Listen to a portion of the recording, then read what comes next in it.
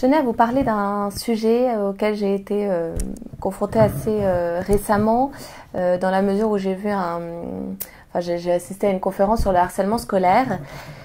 Et en fait, ça m'a touchée parce que c'est quelque chose qui peut nous arriver à nous en tant que parents. Et donc c'est forcément voilà, c'est quelque chose qui peut atteindre nos enfants ou les amis, les enfants d'amis. Ça peut nous toucher de près. Et en fait, j'ai poussé aussi la réflexion un peu plus loin en me disant le harcèlement, c'est pas simplement que pour les enfants. Et je voulais vraiment vous dire à quel point j'observe, mais même dans l'école de mes enfants, j'observe à quel point on se stigmatise très vite aussi entre adultes.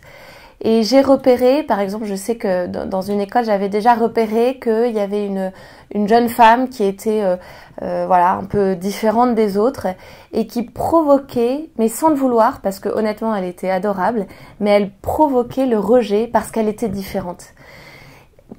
Pareil, un grand-père qui venait chercher régulièrement son petit enfant à l'école et qui, parce qu'il était un peu différent, parce que son enfant était un peu différent des autres enfants, il provoquait le rejet aussi. Et quand la différence de l'autre vient provoquer du rejet, ça vient aussi souvent provoquer de la violence verbale, de l'intolérance, d'une sensibilité extrême qui fait qu'on peut vite être agressif parce qu'on se sent agressé par l'autre. Et donc je voulais vraiment vous parler de cette différence qui vient générer en nous un sentiment de rejet. Pourquoi ? Parce que la différence fait peur. On a la différence nous fait appel à des choses en nous qu'on n'a surtout pas envie de voir. On n'a surtout pas envie de ressembler à cette différence. Et du coup, ce rejet, c'est la sensation de se préserver, de vouloir se protéger de quelque chose dans lequel on n'a pas du tout envie de rentrer. Et je crois que c'est dommage parce que du coup, plus on génère ce rejet, plus la personne va être stigmatisée dans sa différence et moins elle arrivera à s'intégrer et se socialiser dans ces milieux-là, dans lesquels on peut aller, dans ces groupes-là sociaux dans lesquels on peut évoluer.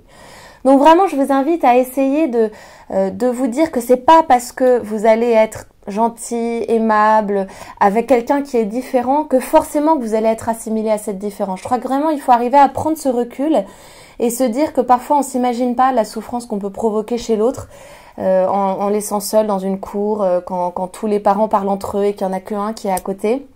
Sincèrement, d'essayer de faire un peu attention parce que moi, vous savez, dans les confidences de mon cabinet, il y a des gens qui sont très sensibles à une personne qui va leur faire un sourire, qui va leur parler à la sortie de l'école ou au travail ou là où personne leur parle et ils se disent au moins j'ai un signe de reconnaissance positive, j'existe de façon positive dans le regard de quelqu'un. Et rien que ça fait une énorme différence.